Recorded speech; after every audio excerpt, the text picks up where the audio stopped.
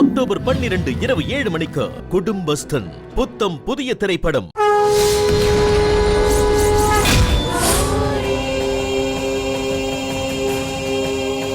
இவ என்ன சொன்னாலும் நாம எல்லாரும் கேட்டுக்கோன்னு நினைக்கிறா.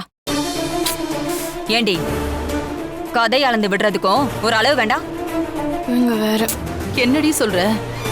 பின்ன என்னக்கா, இவளும் அந்த நர்ஸும் சேர்ந்து ஏதோ தப்பு பண்ணிட்டாளுங்க. அத மறைக்கிறதுக்கு பேயி பிசாசுன்னு சொல்லி டிராமா பண்ணிட்டு இருக்காங்க. நாம எல்லாரும் இங்க தானே இருக்கோம். நம்ம கண்ணுல படாத பிசாசு அந்த நர்ஸு கண்ணுல மட்டும் எப்படி படும்? ஏ வீணா, நாங்கெல்லாம் நம்புற மாதிரி நல்லா யோசிச்சு வேற ஏதாவது கதை இருந்தா சொல்லு, அப்ப நாங்க நம்புறோம். நான் என்ன சொன்னாலும் நம்ப மாட்டேன்னு ஒத்த கால்ல நிக்கிறீங்க. அப்படியே நில்லுங்க, எனக்கு என்ன?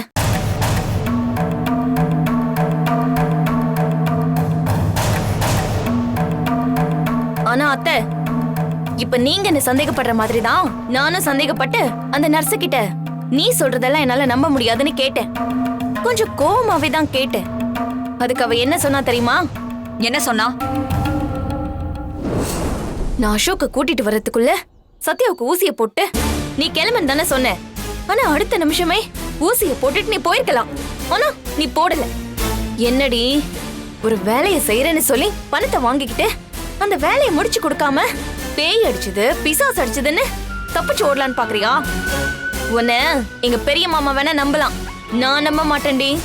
என் பணத்தை அடிச்சிட்டு எஸ்கேப் ஆகலான்னு பாக்குறியா?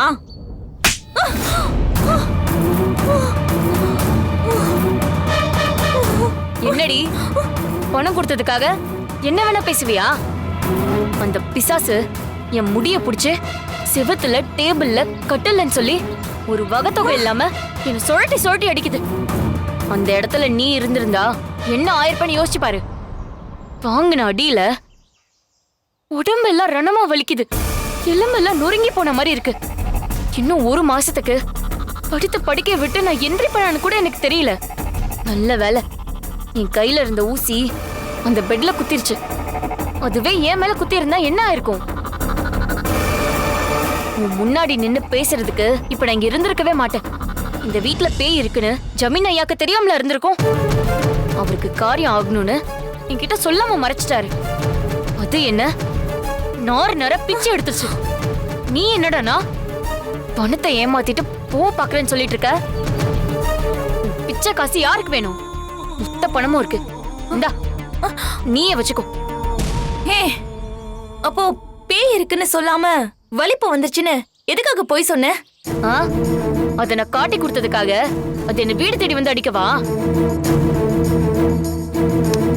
பேயோ பிசாசோ ஆம்பளையோ பொம்பளையோ இந்த வீட்டுக்கு தெரியாம நான் வந்துட்டேன். என்ன தேடி என் வீட்டு பக்கம் வந்துடாத. ஏற்கனவே நிறைய கொடுத்துட்டேன், இதோட என்ன விட்டுரு. தடி உன்னதான் எனக்கே இந்த அடினா ஏவி விட்ட உங்களுக்குலாம் பெரிய விருந்தே இருக்கும்னு நினைக்கிறேன். ஜாக்கிரதையா இருந்துக்கோங்க, நான் வரேன்.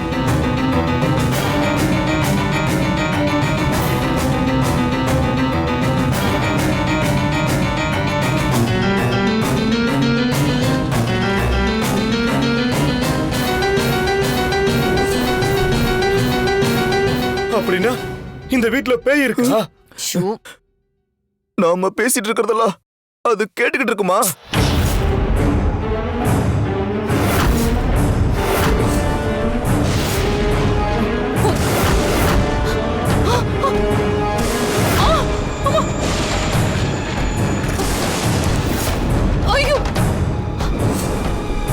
என்னங்க, சத்யாவை கொல்றன்னு போய் கௌரி என்ன மிரட்டி அனுப்புனால, அன்னைக்கு என் தலையில மாவெல்லாம் கொட்டி நடக்க முடியாம தவழ்ந்து வந்தனே, நான் அப்ப கூட இந்த வீட்ல ஏதோ இருக்குன்னு சொன்னல, ஞாபகம் இருக்கா?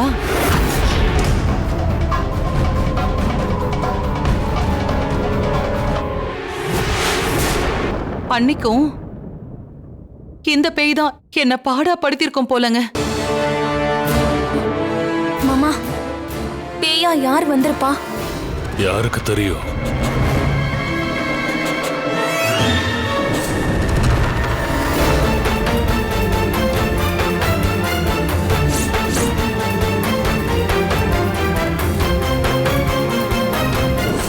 அண்ணே, ம். நாம கெஸ்ட் ஹவுஸ்க்கு போனப்ப டேய், டேய், டேய். கொஞ்சம் அமைதியாரு. ஏதாவது சொல்லி வீட்டில் இருக்கிறவங்கள பயமுறுத்தாத. இது என்னங்க வம்பா போச்சு? கிணறு வெட்ட பூதம் கிளம்பின கதையா?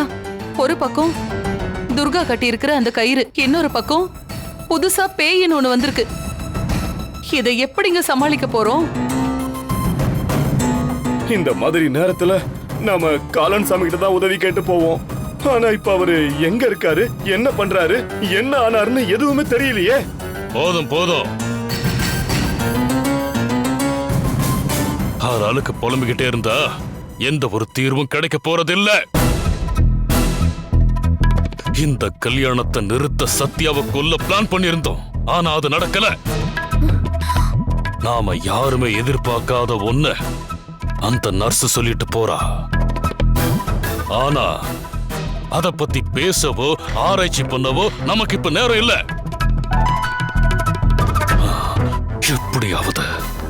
எப்படியாவது இந்த கல்யாணத்தை நடத்த விடாம தடுத்தாகணும்.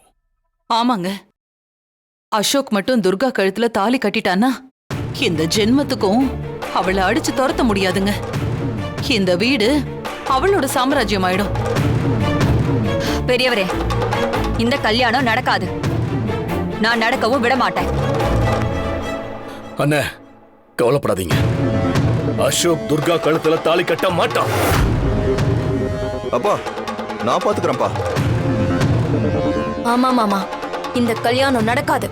Very good, very good. இந்த ஆட்டிடியூட் தான் உங்க எல்லாருக்கும் வேணும். நாம சாவகாசமா பேசிட்டு இருக்கிறதுக்கு நேரம் இல்ல. சத்யாவை கொன்னாலும் சரி, இல்ல அந்த துர்கா கையில் இருக்கிற கயிறு அவுத்தாலும் சரி, இல்ல ரெண்டும் நடந்தாலும் எனக்கு சந்தோஷம்தான். ஆனா ஏதாவது ஒண்ணு பண்ணி இந்த கல்யாணத்தை தடுத்து நிறுத்தணும். ஆளாளுக்கு ஒண்ணு பிளான் பண்ணுங்க. எதை செஞ்சு காட்டினாலும் எனக்கு ஓகேதான், ஓகேதான். ஆனா யாரு சாதிச்சு காட்டுறீங்களோ அவங்களுக்கு நீங்களே அசந்து போற மாதிரி உங்களுக்கு ஒரு வேல்யூபிளான கிஃப்ட் தரேன். என்னங்க, இந்த கல்யாணத்தை நான் தடுத்து நிறுத்துறேங்க. அப்பா, கவலையே படாதீங்க, அத நான் பாத்துக்கிறேன். அண்ணே, நானும் ஏதாவது ஒரு ஐடியா பண்ணி நீங்க தர போற அந்த கிஃப்ட வாங்கி காட்டுறேன். மாமா, நான் அவங்கள சும்மாவே விட மாட்டேன். நான் ஏற்கனவே ஒரு காரியத்தை பண்ணிட்டேன். இந்த வீட்ல ஒரு பெரிய சம்பவமே நடக்க போகுது. இந்த கல்யாணம் நிக்கதான் போகுது.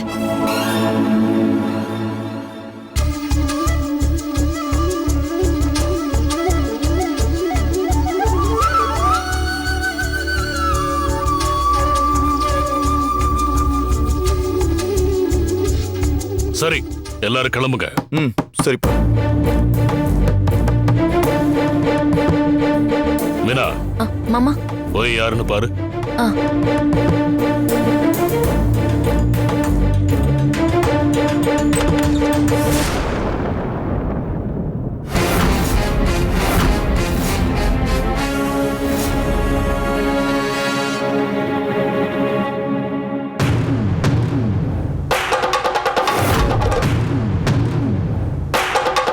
வாங்க.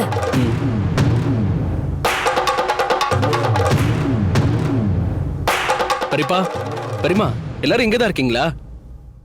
சொல்லு தேவா, என்ன விஷயம்? இல்லப்பா, பூஜைக்கு முன்னாடி அசோக் துர்காவை கூட்டிட்டு சீர்சனத்தோட பக்கத்துல இருக்கிற விநாயகர் கோயிலுக்கு போய் மாங்கல்யத்தை வச்சு பூஜை பண்ணி எடுத்துட்டு வரணுமாப்பா.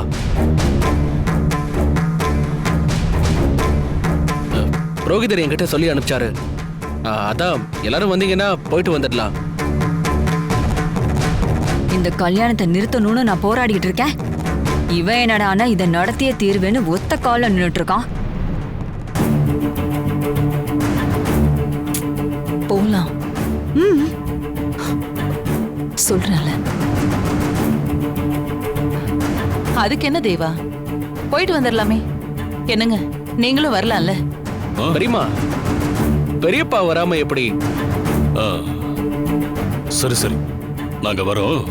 நீ போய் ரெடி பண்ணு. ம், சரி பெரியப்பா, வாங்க.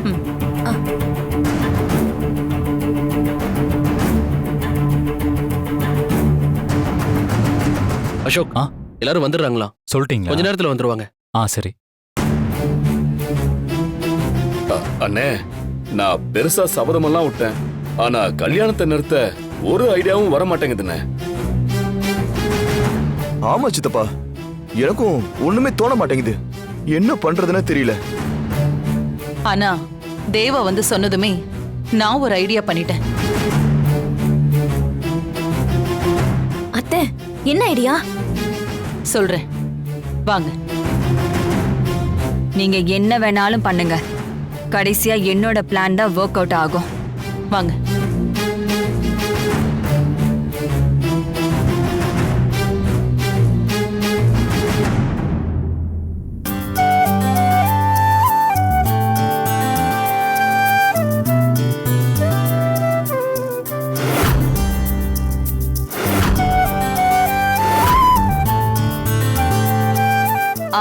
துர்கா, கிளம்புறதுக்கு முன்னாடி உன்னோட கல்யாண புடவை, அசோக்கோட பட்டு வேட்டி, சட்டை, அப்புறம் மாங்கல்யம், இது எல்லாத்தையும் மறக்காம ஒரு தட்டுல எடுத்து வச்சுக்கோமா.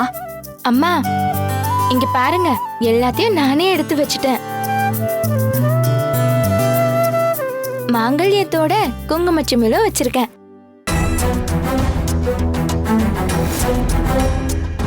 ஓ,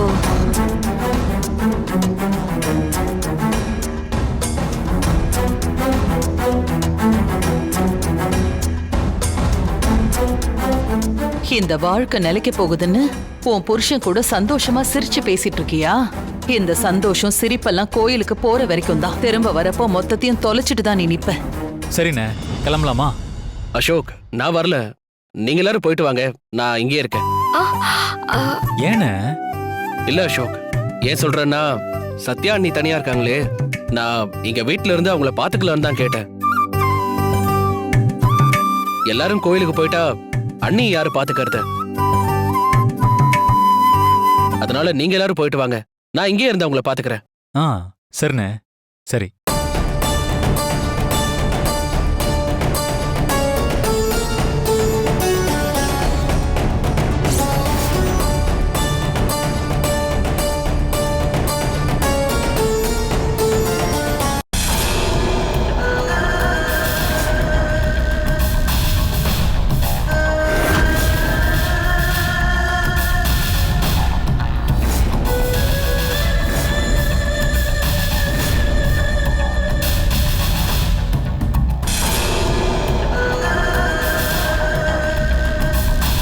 கௌரி, அதை என்கிட்ட கொடு, நான் வச்சுக்கிறேன்.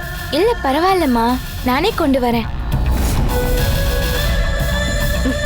துர்கா, நீ இந்த தட்டை எடுத்துக்கோ. எல்லாரும் தட்டை எடுத்துக்கோங்க, கிளம்பலாம். போலாமா?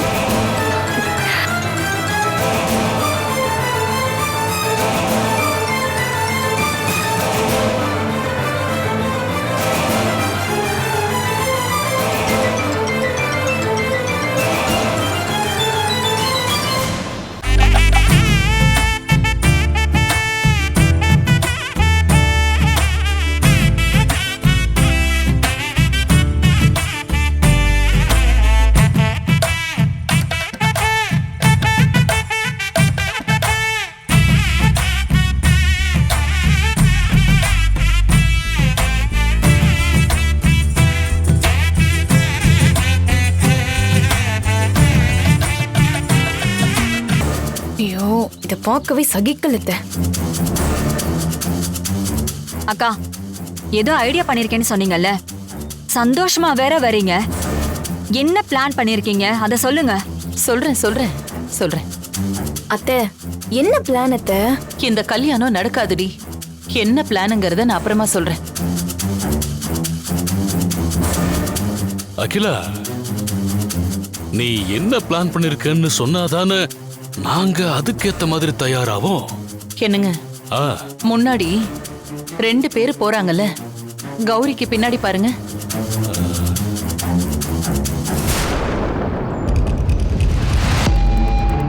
அவங்க என்ன பண்ண போறாங்க? அவங்களுக்கு கல்யாண வீட்ல கைவரிசை காட்டுறதுதான் பெரிய கைவந்த கலை. மண்டபத்துக்குள்ள புகுந்து கல்யாண நகைங்களை எல்லாம் ஆட்டைய போட்டு ஏகப்பட்ட கல்யாணத்தை தடுத்து நிறுத்தி இருக்காளுங்க. ஓ,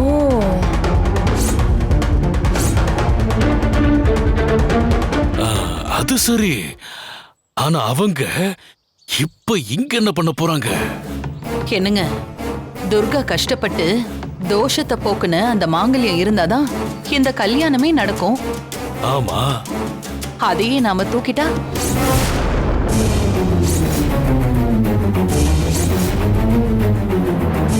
மாங்கல்யத்தையே சுட்டுட்டா வேற ஒன்ன வர வச்சு உடனே கல்யாணத்தை நடத்த முடியாதுல்ல.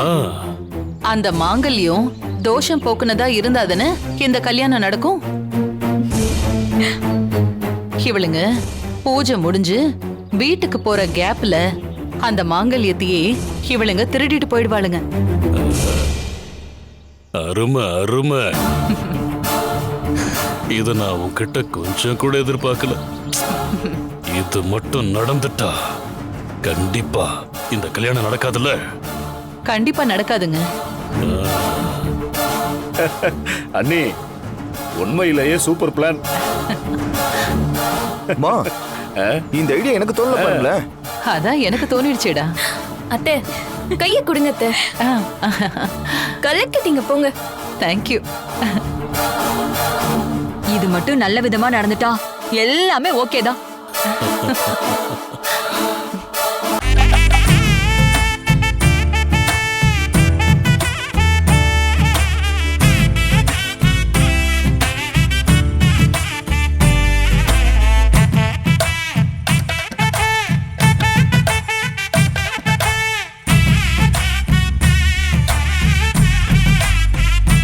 கணபதி என்றிட கலங்கும் வல்வினை, கணபதி என்றிட காலனும் கைதொழும், கணபதி என்றிட கருமமாதலால், கணபதி என்றிட கருமமில்லையே.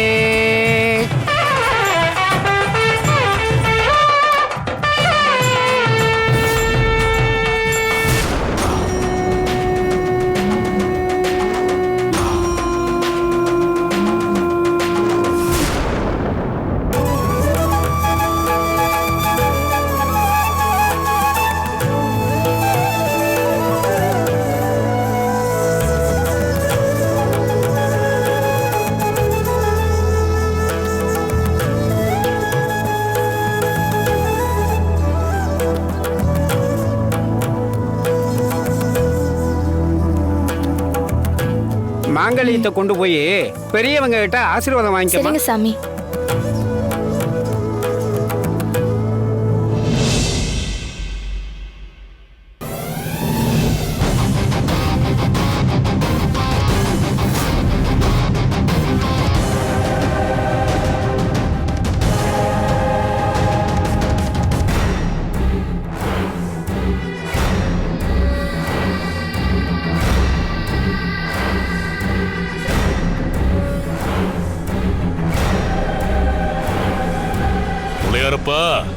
துர்கா பூஜை பண்ணி மாங்கல்யத்தில் இருந்த தோஷத்தை எல்லாம் நிவர்த்தி பண்ணிட்டா.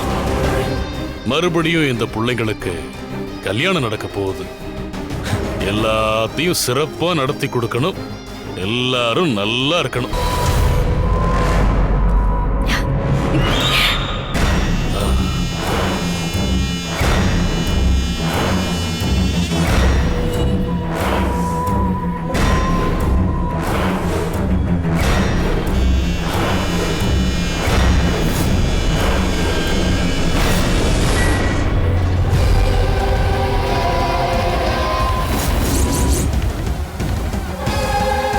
இவங்களை பாக்குறதுக்கு கோவிலுக்கு வந்தவங்க மாதிரி தெரியலையே, கல்யாணத்துக்கு வந்தவங்க மாதிரியும் தெரியல, நம்ம ஊருக்காரவங்க மாதிரியும் தெரியல.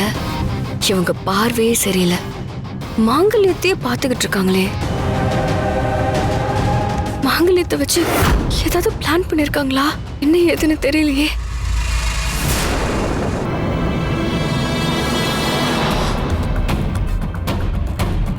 துர்கா, நீ நினைச்ச மாதிரி பூஜை எல்லாம் நல்லபடியா முடிஞ்சதாம்மா? ம். சரி, அப்போ எல்லாரும் வீட்டுக்கு கிளம்பலாமா? சாமி உத்தரவு வாங்கிக்கிறோம். வாங்க. நாங்க வரோம். நல்லதும்மா. போங்க அத்தை. போயிட்டு வாங்க.